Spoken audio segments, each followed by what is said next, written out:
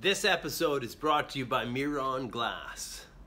Come down to Quadrapod Studios and get yours today.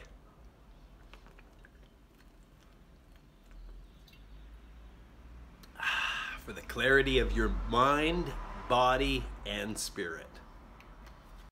Great awakenings from the Quadrapod Studio on Vancouver Island. Welcome to the Health and Wellness Show. Whoa, red, whoa, red, whoa, red devil gonna kill me dead. He's coming for me for the life I've led. Whoa, red devil gonna kill me dead.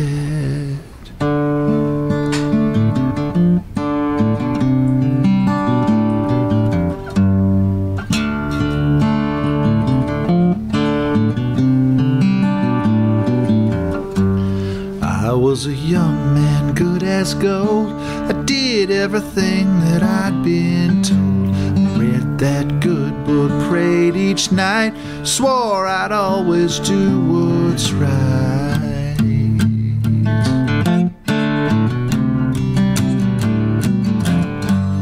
Then one day I began to slip. I put a jug of whiskey to my lip. Welcome to the Quadrapod Studios podcast. Robin Unger behind the buttons here with host Kit Warren and our illustrious guest, gold medalist, Ross Rebagliati. Welcome, Ross. Kit, take it away. Ross, Good to be here. Nice Hey, to have you on the show. We're live here from Quadrapod Studios, beaming across the country to Kamloops or Kelowna. Whereabouts are you over there? Near Penticton. Penticton area. Nice. The sunshine, the rattlesnakes. Oh, and the yeah. beautiful baby. lakes. Scorpions and rattlesnakes. Cool. So how you doing today? What's on the haps? I see you got your plants back there. Are you farming? What's going on out there? Yeah, we got a little action with the clones, not clones, actually. These are from seed, and one or all of them will be in the Red Cup Challenge. I haven't picked out which one I'm going to enter completely in yet, but yeah, it's an ongoing saga with me and growing plants and different indoor, outdoor. Mixing it in with family life. Are you still active? Are you mountain biking? Are you snowboarding there? Are you lots of what else is happening? Yeah, big time active. Well, we went to the skate park twice today with the family already. I don't know how that worked out, but on my road bike all the time. I do 4Ks every morning, run 4Ks every morning. Wow. And yeah, I'm active. I'm up on the hill, skiing, snowboarding, coach snowboard camps over the winter, and heading up a new freestyle freeride program at Apex Mountain starting this winter. Super dope. So you're a busy guy, and super busy. Yeah. And I do have some questions about your Olympic dreams as a kid and how you were getting into all the scene of snowboarding and starting off. Is that what you're one of the pioneers? Obviously, you won the gold medal and you created the beginnings of a sport that's now flourishing all over the world. Yeah, crazy. 1987. That's when I stopped ski racing and I picked up my snowboard. And we weren't allowed to snowboard in 1987 here, so my dad drove us down to Mount Baker in Washington. Yeah. And I was 15 years old, and that's Baker I guess 10 had years that later. beautiful pipe, the Baker pipe all the way down that one ride. I remember. And that's the Mount Baker bank slalom. Nice. That they have. So there was a bunch of guys around BC and Washington, like Craig Kelly, for example, and a bunch of other like well-known snowboarders that really made their mark. So Craig kind of took me under his wing, got me sponsored with Burton Snowboards, and kind of sent me off in the right direction, I guess you could say. So it was a cool beginnings, and I think the first pro race that I ever won was the Mount Baker bank slalom, and Craig happened to be second, so it was a big win for me because he was my mentor and the current world champion at the time. So yeah, it was kind of the beginnings of my pro career. Well, yeah, when you can beat your mentor, that's that definitely puts things into perspective, gives you the confidence, wouldn't it? Yeah, yeah. I mean, there was a bunch of happenings, like, where I got published in Transworld magazine in 1990 on the cover of the magazine, and big picture inside in the year before in 89. And this was following that year of winning the bank slalom, and things were just as a teenager in high school, like my confidence was just building with all these things, right? If you can imagine what it would be like in high school to be on the cover of like the fifth Transworld ever, yeah, right? that'd be amazing. Blowing your head up a little bit, getting you a little, a young, hot-headed guy who's on top of the world. That's so it, brother. What got you there? What was it? Was it your mindset, or was it your training, or what do you attribute to your climb to the top? Well, I guess it was like all of the above. It was the freedom that I had, that my parents kind of gave me to be able to compete at an amateur level before I went pro. Mm-hmm. And to lend me the only car the family had for Friday, Saturday, Sunday, and Monday, right? Nice. So I could go to these contests. So it started that way.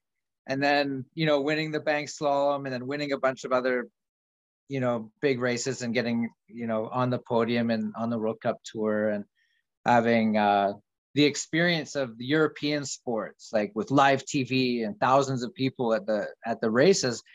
Really, it's crazy over there compared to here. Like, they would let out the whole village, the whole valley, all the businesses would close, all the schools were out, and you were supposed to everyone's supposed to go and watch the World Cup. And that's the culture, the European culture. So there was a lot of those races. I did, however many World Cups a year, like 20 World Cups a year, right? For however 6, 7, 8 years before Nagano. Yep. And yeah, so just, were those, you were cutting your cloth, so to speak, you're learning all the small fractions that mattered.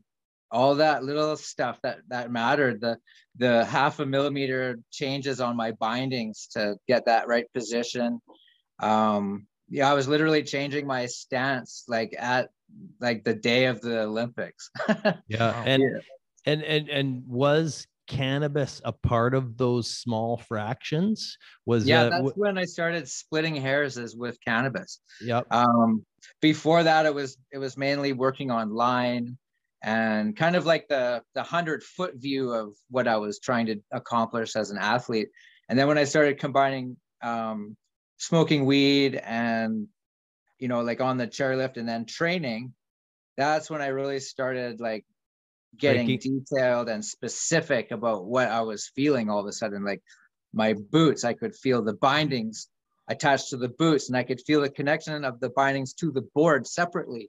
Yeah. And there was all these like connections I really had to like, consider depending on the conditions. Yeah, subtleties of change, and right. Cannabis being able to tune into, that felt a little bit different, that threw your whole cadence off or whatever.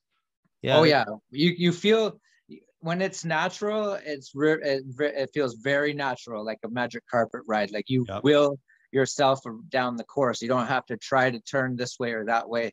And it's almost like, if you jump out of an airplane, like you kind of like I'm not a skydiver, but it's kind of like that, right? Where it's a controlled free fall. And when everything's feeling right, it's easy. And if something's off, it feels like a ton of bricks. So you're in that flow state, and the flow state is coming with breath, coming with the yeast that builds the ecosystem, and then all of the other factors of enhanced senses. Yeah, so, that's it. Lots of senses. So let's go back to this famous day. You're up at the top of the hill, and what is in your mind? What are you going through? Did you eat certain things that day, or what was the day of? Well, I had a routine laid out. And we're talking about the gold medal here. For anybody that doesn't know this, let's get them on track here, eh? Yeah. Big it's gold. Right in this little bag right here. Nice. We got it. Oh, we got it. Maybe if you're nice, I'll break it open, eh? And it is you got enough gold on you all the time. 24 karat magic. That's it. I like gold. So that's my color. Yeah. But no, I had a routine set out for that day, and it was a long time in the making too, because we had learned about the race 4 years prior. Okay. And that changed the dynamic of how we trained, because before that, every race was every year. The US Open was every year. And we just trained, and the races would just come and go. But now all of a sudden you have this thing on the horizon. Personally, I stopped training and racing in all of the other events and focused on giant slalom for those 4 years entirely. I was the only athlete that did that on the tour. So that day I woke up and I ran a little bit around the parking lot just to kill time, basically. Yeah. Boards were already tuned the night before I did that, and was to try to eat something before the race, because you never feel hungry on race day. On that, Mark, where you're tuning the boards, it sort of brings me back to man and all the battles, and he's honing in the tools of his trade. So what kind of things do you do? Just waxing or just sharpening, or what are the things where you're talking about tuning the boards? Because I think it'd be interesting to get these small fractions, right? Because it's not not just about you out there and hopping on your board that most of these kids don't even look at after they put it away in their garage, right? No, it's true. And I would tune my board on every run. Nice. On every run, I would wax my board. Sharpen it's like sharpening your axe. What's Lincoln said? Lincoln said, he's going to be 5 minutes with the axe and 2 hours sharpening it. That's the thing, man. I mean, I cut lines before too, and you can get an axe sharp. Let me tell you. My dad's a geologist, hey, so I had to. Cool. Anyway, so that balance, but that geologist balance maybe brought into the sort of the small things that really allowed you to have all your chances.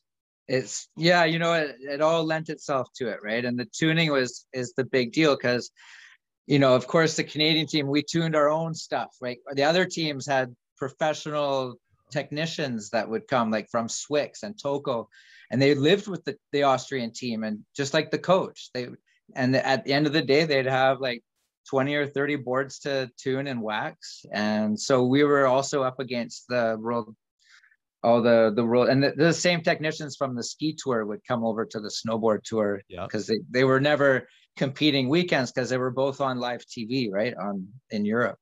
So anyways, I just we were aware of the snow humidity, the snow temperature, the air temperature. We knew that they were treating the snow with a chemical so that it would freeze even if it wasn't freezing, which makes it even harder when it is freezing.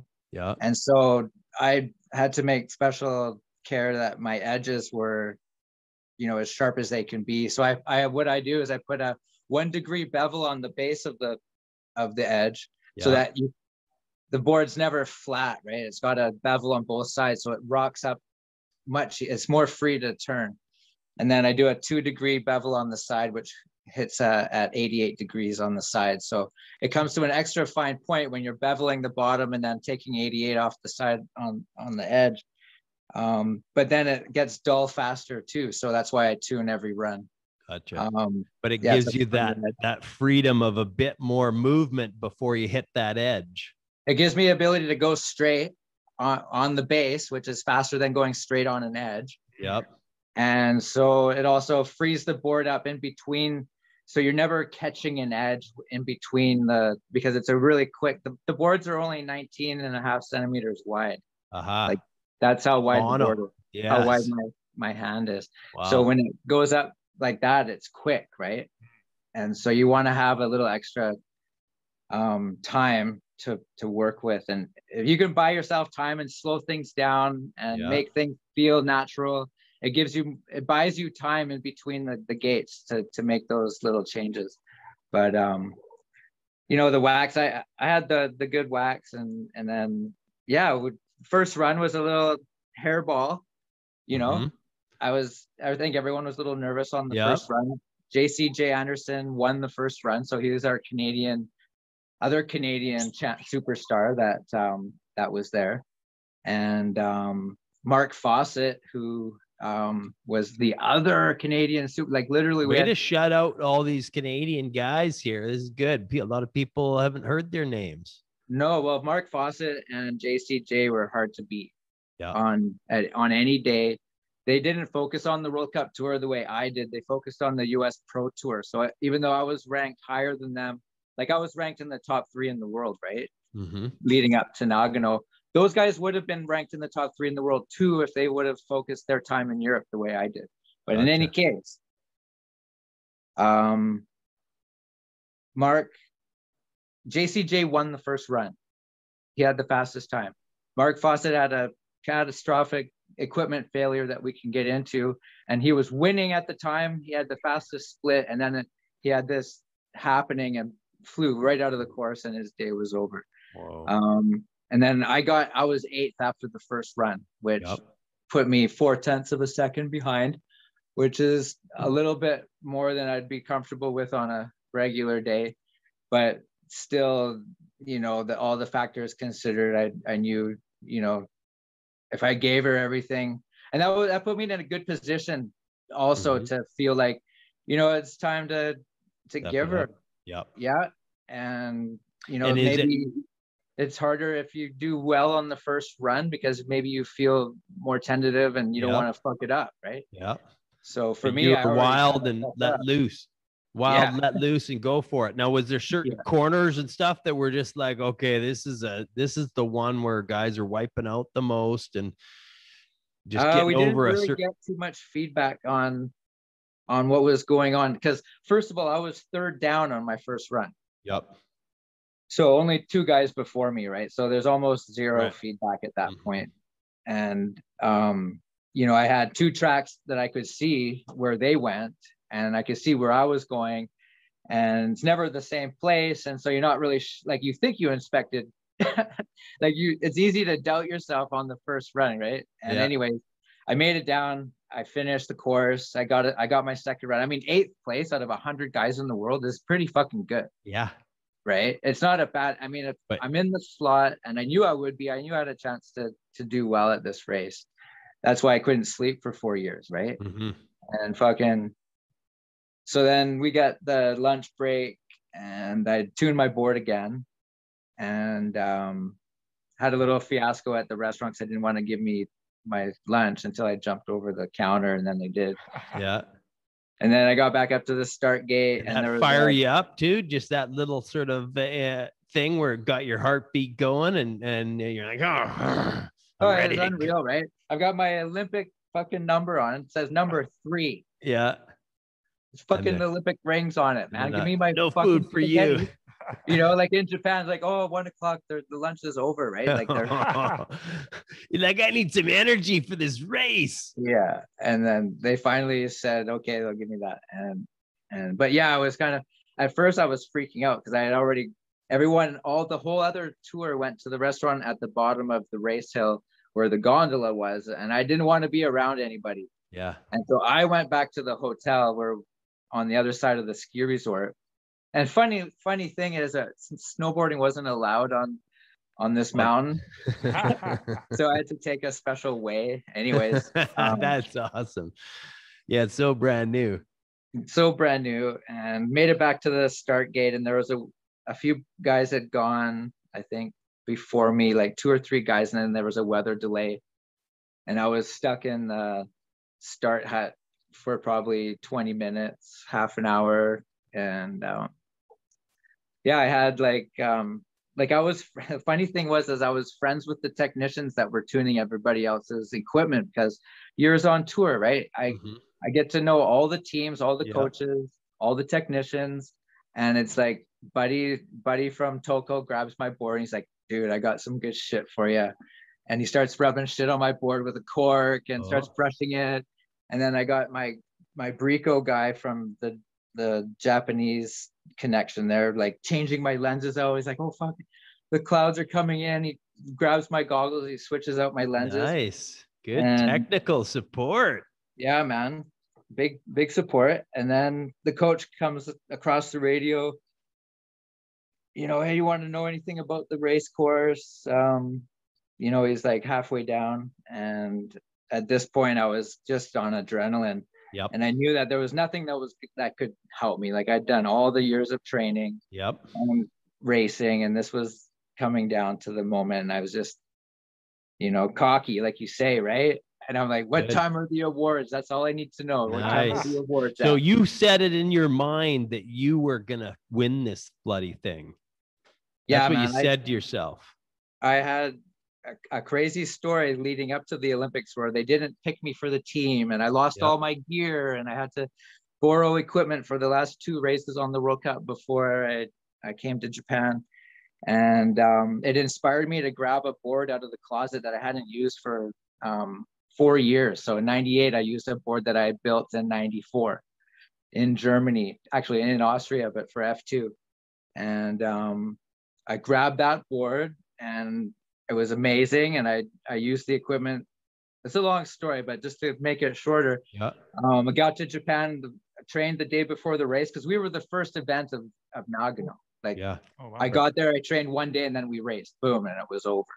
Wow. And I felt amazing. And I just felt like, you know, if I could finish the course, it was going to, you know, it would be hard to beat me, right? Yeah. And on the second run, it was like, just like that. They unleashed me out of the start gate, and the weather came in, and it was icy and foggy, and I was used to that from growing up here on the West Coast on, you know, Whistler and ski racing for Grouse Mountain and everything, and just ripped down the run, going so fast. I didn't have time to change directions. What speed? The gates were coming at me.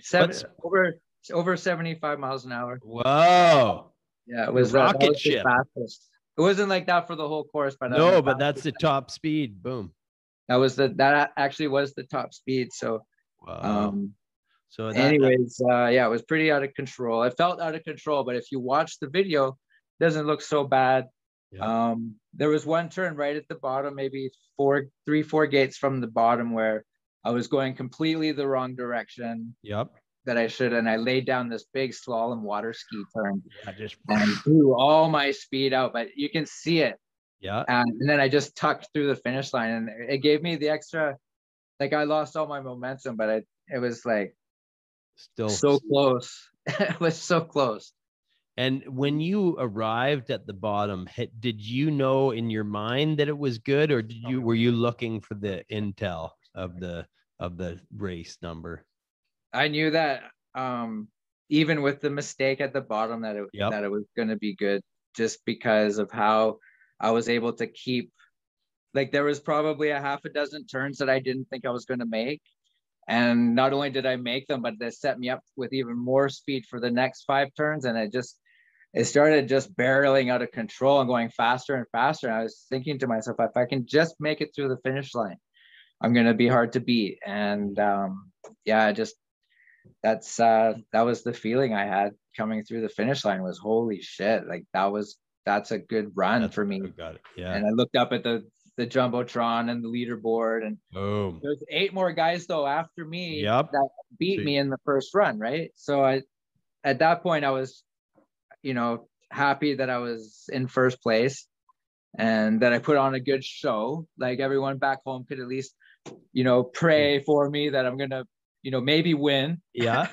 And maybe if I do or if I don't, it doesn't matter. At that point, I was happy to have done my 2 runs, and, you know, but you're glued to the screen waiting and seeing these times. So where did you sit through that, and how long did that last?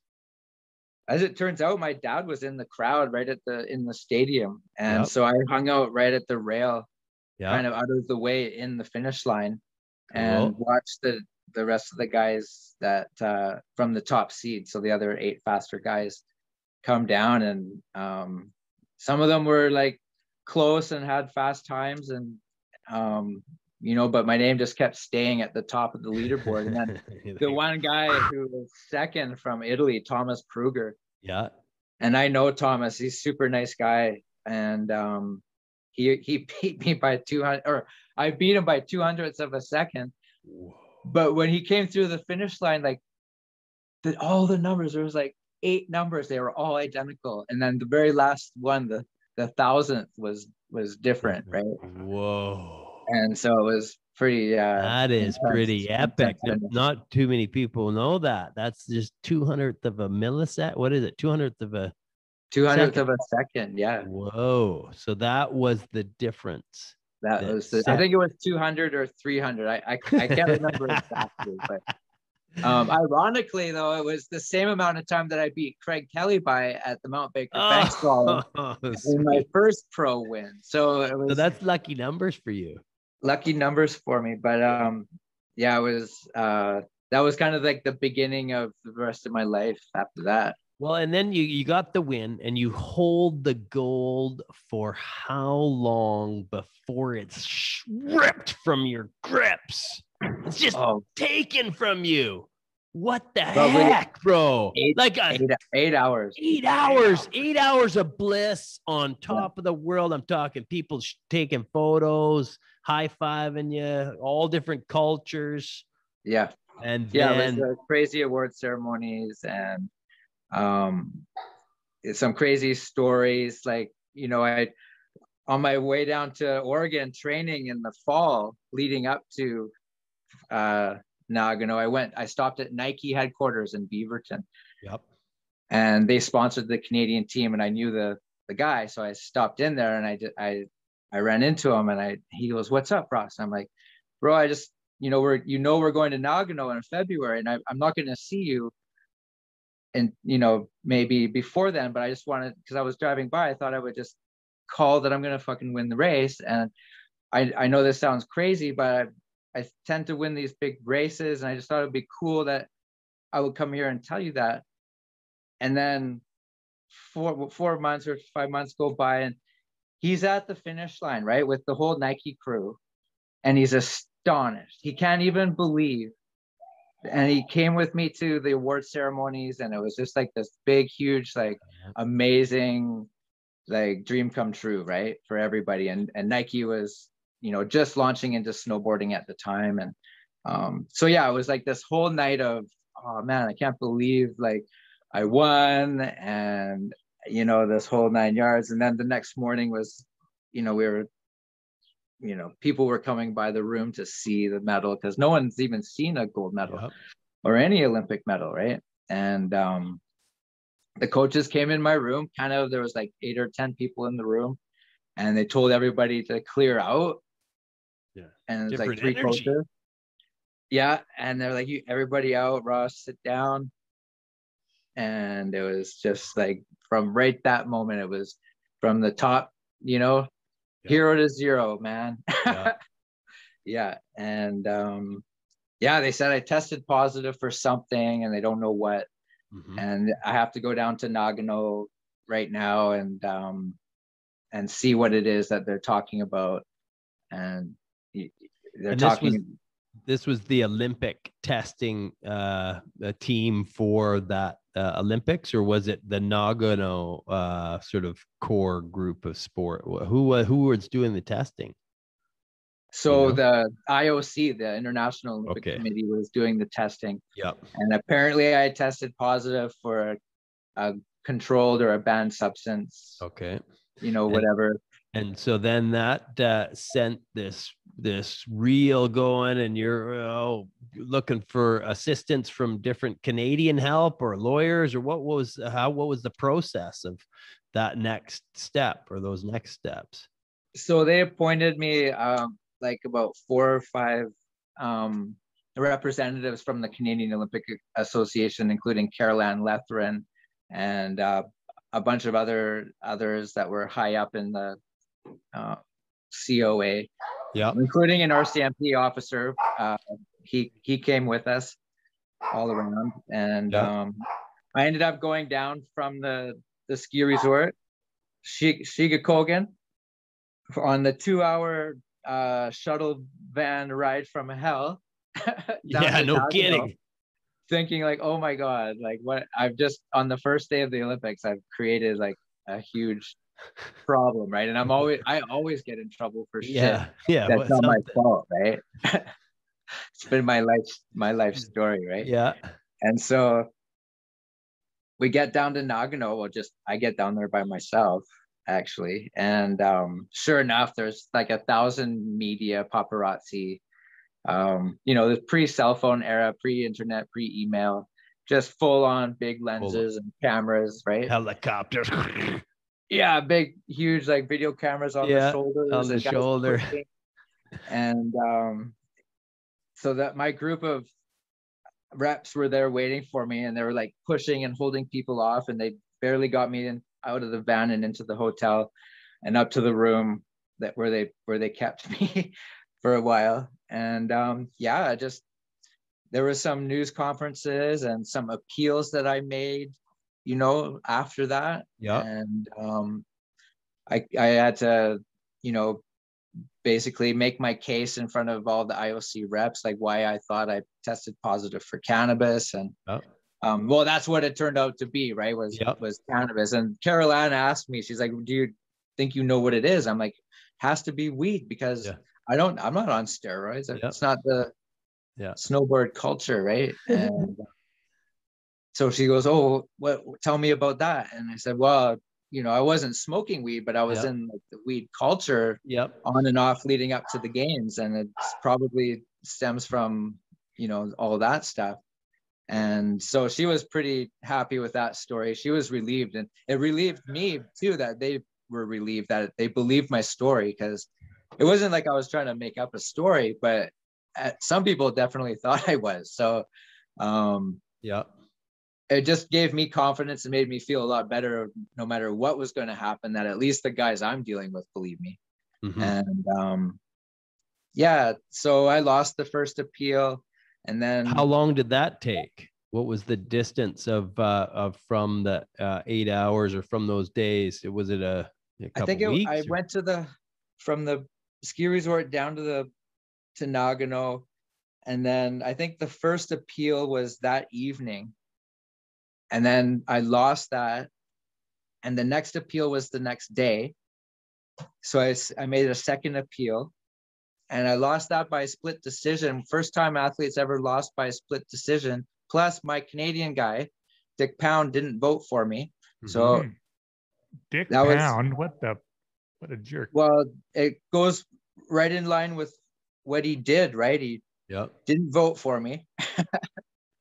And so that caused another loss there. So I lost the first two appeals, and that was kind of like the writing on the wall at the time, because athletes never lose appeals if it's a split decision. It has to be more than one vote against them. And so that was precedent setting. My team couldn't believe it. They're like, oh, this has never happened before. And then the next, I guess it was later on that evening or the next morning, I was at a wine and cheese where I was going to meet 5 lawyers that were appointed to me, because I was taking it to the court of arbitration now. And, we're just disputing it all the way, all the way through, because our belief was that cannabis wasn't performance enhancing, and that this isn't something that they should be concerned with. Had nothing to do with it being on the list or not being on the list or anything at this point. It was just, we were going to take it all the way, because it's, kind of, rubbed me the wrong way, obviously.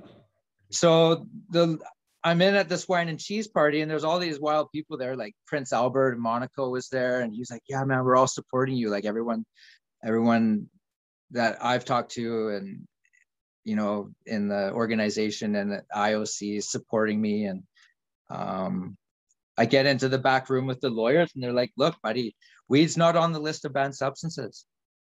It says right here, here's the list. It's not on there. And it's as simple as that. It's like, there's not even a question. Like you're going to get your medal back. I mean, it's 99% sure you're going to get it back. Right? So at that wine and cheese, good. That wine and cheese brought you back to, holy crap, I got something here. I'm still in the running. So it's an emotional roller coaster. Then I end up in jail though later on that day after this is all transpired, because they're like, oh, the cops have opened up a case because the people that did the drug testing, because in Japan they're so like strict about everything, because I tested positive for a Scheduled 1 substance in Japan. They went behind the IOC and reported me to the cops. Whoa. And so now I end up being taken up to the cop station by the police and then thrown into a jail cell there for the whole day, the rest of the whole day.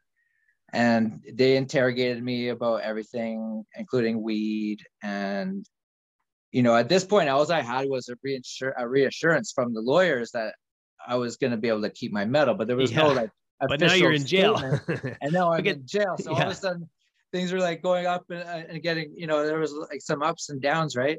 Yeah. And at a few hours into the interrogation, I was like, okay, this has to stop. You know, the interpreter couldn't really speak English, and I'm not answering any more questions. And they finally left the room and then came back and then let me go back to the group that had brought me there, the Canadian representatives. Yeah. And we hung out there for 10 minutes. They got a phone call. The good news came through that I got to keep my medal. And so we, you know, the police chief, you know, said as he was walking me out of my interrogation room that because I was able to keep my medal or something, like they couldn't keep me in jail anymore. And wow. So I'm free to go. So that was after already a big buildup to the games, right? And so that caused me a lot, you know, I couldn't sleep very well anyways. And then I didn't sleep for like 3 days and I didn't eat anything. And I was just getting skinnier. Because you don't get your medal, right? You still have to wait for the medal. No, I got my medal. Oh, you got it. I won. Okay. And that's where the Nike guys were at the official award ceremonies. Yeah. And so they watched me get my gold medal, and everyone was blown away, right? It was like an incredible story from their perspective and from any perspective. Mm-hmm. So by that point, I'd gotten the news at the jail that I could keep my medal, and I had kept it in my pocket the whole time. Yeah. And they told me they were going to take it from me, but they couldn't. They didn't have the guts to take it from me, right? Yeah, exactly. I was, you know, a young guy too, 26, and I was like 190 pounds, right? Just strong. Ripped. Oh boy, I could just you know, torn someone apart. But so that was intense. And so to close it all off, they brought me back up to the hotel, and then the cops searched my room, and they had dogs, and like 10 police were there, and the whole World Cup tour was there booing and throwing shit at them. and you obviously didn't bring weed to Japan. No, of course not. we tried to get weed in Japan lots of times. You can't even go to Gangsters and get weed. Like you get anything except for weed in Japan. Yeah, it's classic. Well, we know how to get the weed in Japan, but it just, you know, the Olympics is, you're in a bubble, right? Like when you leave Calgary with the team and you have accreditation and everyone's with machine guns, like no one's going out getting weed and coming back and smoking weed, and nobody wants to. No, it's not a good. To death and nervous, and like you're out of your element, right? Like so for us as athletes, it was our first time there, right? It isn't natural. Yeah, and so you've gotten it back now. When does the Tonight Show call, and when do all these big shows start calling you and go, Good hey, question. this is a story that we need to tell the people and show the people the comedy behind the scenes? So the cops leave me in my room, right? Yeah. They literally finished the search and said they're gonna leave, and they left me in my room, and all of a sudden I'm by myself in my room after 3 days of craziness and being in jail and everything. And my phone starts ringing. You wouldn't even fucking believe it. I'm like, that's crazy. Like my phone, I haven't been here for 3 days. Yeah. And so I picked it up just for fun after I let it ring 20 times, right? Okay. I'm like, they're not giving up. And so I picked up the phone. It was my buddy from Whistler. He's like, The Tonight Show, blah, blah, blah. I'm friends with the producer, Jay Leno.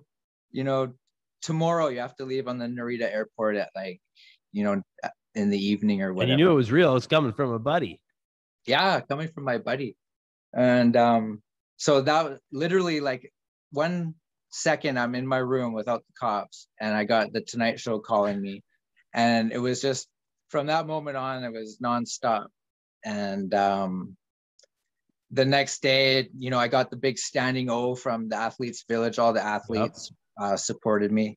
Cool. All the NHL players came to hang out with me and bring me beers and shit. Yeah, right on. That felt good. You got your support back. You got from that down and out time, being in jail and like losing. I'm like the biggest loser now. No, I'm back up again. Yeah, I was watching the Olympics with Theo Fleury and Lindros and Gretzky, drinking beers in this little room, you know, watching curling or something. We weren't even watching it. We were just shooting the shit. Having fun. Doing whatever. A couple alpha males giving you their fucking props, eh? That's it. Yeah, older guys. Feels good. Right?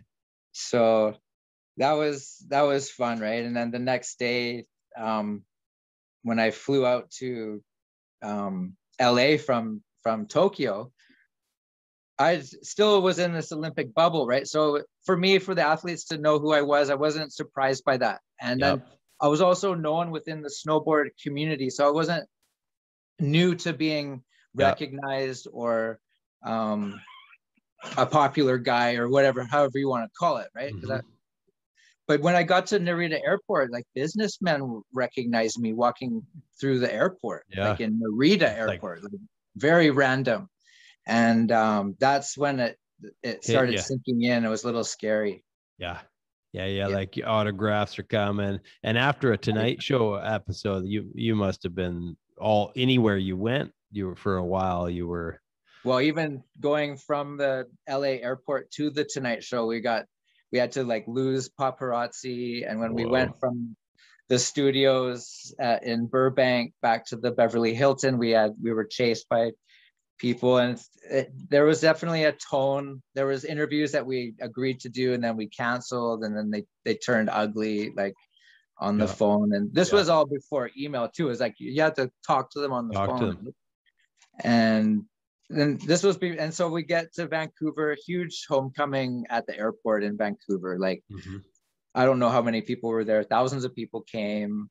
There were girls in wedding dresses, you know, with "Will you marry me" signs, and my mom happened to be there too and stuff. And it was just crazy. And then big moments, and then official news conferences and press, you know, lots of press. And I was starting to like, adrenaline was wearing out, and the exhaustion of going to the games and then not sleeping, doing the Tonight Show, you know, being in jail and then doing laps at the Beverly Hilton and having a Porsche, you know, left for you at the hotel. It just threw me into shock. Right? I bet. It gave me PTSD. Like I struggled for years afterwards to come to terms with what, you know, me, how am I going to earn a living? And like, how, like, can I walk onto a construction site? Like, do I actually have to like do these things to survive? Aren't I going to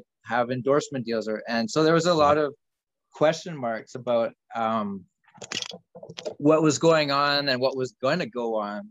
I was a popular guy, but it was kind of a Schedule I problem with the corporate world. Yep. And they sort of let you know that too? With deals? It was very like passive aggressive, right? Like, it was like, for example, I had probably 6 times where a big company like Pfizer would literally pay me $10,000 to show up with my medal for 2 hours in Whistler at the Chateau, and the Governor General would be there from, you know, the United States, and all these people, and there's the guy holding the hawk, and there's me with my gold medal, right? But this was right after the Olympics, and then literally the next year, like 2000, the internet got born and Google got born, and all of a sudden these corporate scouts that were looking for talent for these corporate events would just Google me and oh, Olympic gold medalist in Whistler, perfect, let's book them. But then they would see, oh, weed, yeah, and then they would unbook me. yep, right. And so this was a pattern that kept happening. And then 9/11 in 2001 happened, and then I got put on a no-fly list from that. And so then from then on until today, I can't travel into the States without special paperwork. And you know, the opportunities were there with some companies like Roots, for example. They got me out, and you know, they sponsored the Canadian team, and Michael and Don, the owners of Roots, really, you know, got me out in front of, you know, Canada, and we did this Canadian wide tour where I went to all these Roots stores, and you know, we opened stores in Soho, New York with Dan Aykroyd, and we went to the Rolling Stones concert and smoked weed with Keith Richards before the show. And we did all kinds of like really wild celebrity stuff. Went to Hollywood and met all like the crazy people in Hollywood that wanted, and I was just not in a mindset to go into movies. I had like a recording contract with Sony before Justin Bieber, man. Like I was gonna be Justin, right? And I was just like, no. Well, it's good, and it's good that you said no, because you got your freedom now. You look happy, you look blessed. What's the path now? And you with winning the gold, you basically changed your life in a way that you wanted, and you chose your path. Give us a little bit of insight on that now. So I chose cannabis. I chose to double down on it, actually, because I was mad.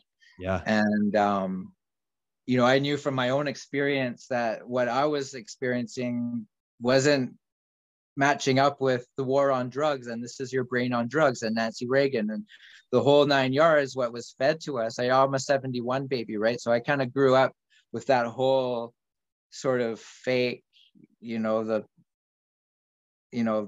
this image of how you're supposed to be, and the fear of weed.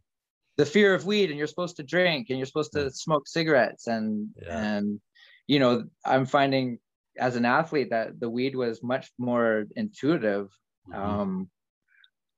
substance for me to use, and it would, you know, to bed early to rise, eating properly.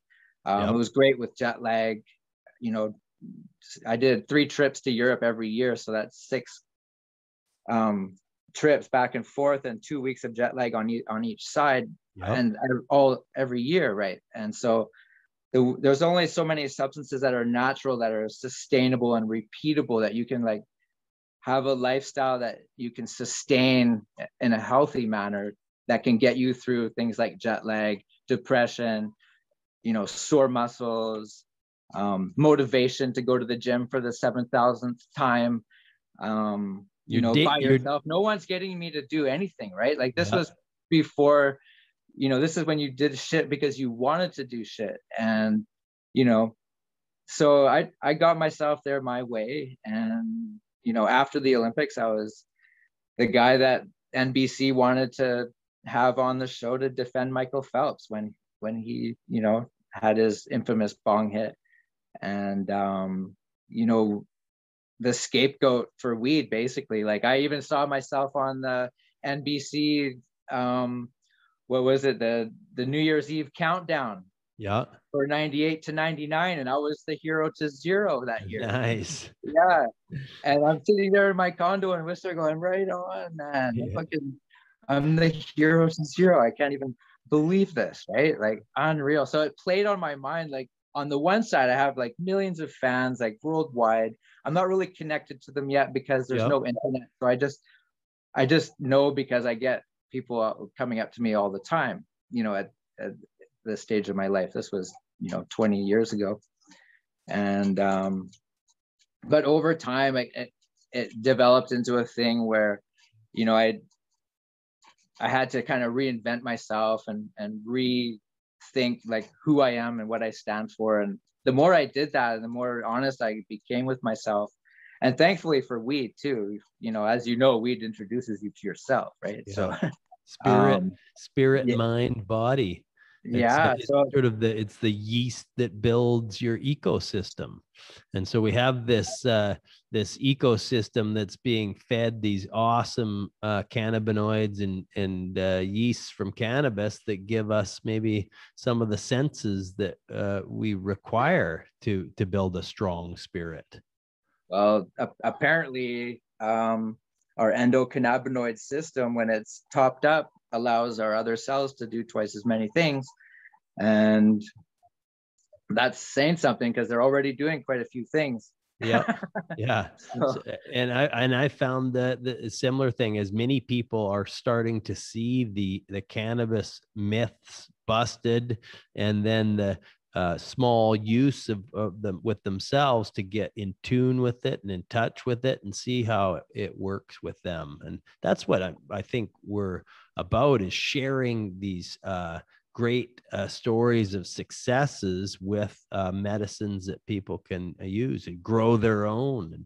And then this sort of breaks into the Solo Cup Challenge. Now you've put out this challenge to people to grow in a small container their medicine, the medicine that could get them the gold that day, get them the gold of whatever they're doing. And it's really the mindset, I think, really. That's it. That's really what it's all about. It's it's the idea behind it. And before I started growing weed, we just bought weed back in the day, right? And it wasn't sativa or indica, it was weed. And you bought it or you didn't buy it. And if you didn't buy it, you didn't know if you were going to see another bag of weed for a week. Yeah. And so you always bought it, no matter if it was shitty or no matter what it was. Yeah. And nowadays I'm growing it, and I can tell you for a fact that you can connect with your medicine on another level when you grow it yourself and you care for it. Like, I have a hard time cutting them down. To be honest, I don't like cutting them down. They're your raised children, and I think I'm gonna pick the buds this time and keep them and revert them. Yeah, I'm picking them this time. Right on. So you're gonna revert it and then keep that plant alive. It'll do a couple seasons. Why wouldn't you? Yeah, why not? Hey, pop it down. It's already this big. Yep. You just revert it. Okay, I'm on to it now. I like that idea. Well, what we have been studying is the fact that your breath, your CO2 makes the plant. So it's going to change its cannabinoids and terpenes specifically for healing you. And so your DNA gets into the plant. Yeah. And so that oxygen's for you. As soon as I go in my room, it's a blast of fresh oxygen, and it sets my pace, sets my tone, and gets me this really good, clean, quality fuel. It's incredible. I had 100 plants growing by the pool, and it was like a symphony, and it was dead quiet. You could just like the sound of the wind going through all the plants. You could almost hear them singing. Like, it was just like they're like a wine glass when you go around the rim. Yeah. You could almost hear the vibration, like the higher frequency that they were putting out, just perking too. Like, ooh, just funneling the rays down. We've got a genetics thing going on here, and we're making some seeds and stuff. So we're going to dedicate one of our new seeds. We've got 2 already, Purple Wisley and Galactic Haze. But I want to come up with a Ross strain that is a name that you can come up with. Maybe put a contest out there and get some names put in, or something that is dear to your heart. And we're going to create a strain for you. And let's do the Ross Gold strain. Yeah, definitely. Ross's Gold. So we've got 50 different genetics. After the show, we'll talk to you that we can choose from for the pollens, and then the females, and we can do some mixing, and we'll just create a real heavy hitter that people want to go after and smoke and consume. That would be great. I would love to do that. And super cool. I gotta say something about this Red Cup Challenge, though. Yep. we've got some competition, you know, at our heels coming at us hard from the East Coast. Oh, let's hear about it. The East Coast, you know, they have a certain competitive nature about them, and they've challenged us to what they're calling the 100th Meridian Solo Cup Championship. Okay, I like so this. They're having, and I'm hosting it on their side, just like I'm hosting this one with Johnny B at 420 Weedmaster. Okay. But they want to pit their 5 guys against our 5 guys out here. And so this is out of my hands now. This has gone out of control. This is on the internet. You can look up the Red Solo Cup Challenge. You can look up the Canadian Indoor Cannabis Growers Facebook group. And I'm almost gonna have to step aside because I think it's gonna get nasty. Well, I tell you, we've been growing and prepping ours. We've got an unknown strain here beside me. And this one here is a huge monster hybrid in its little cup here.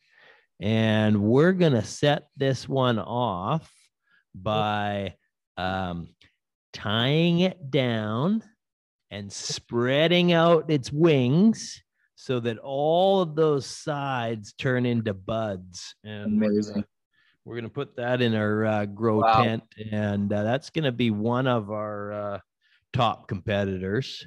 Bet it is.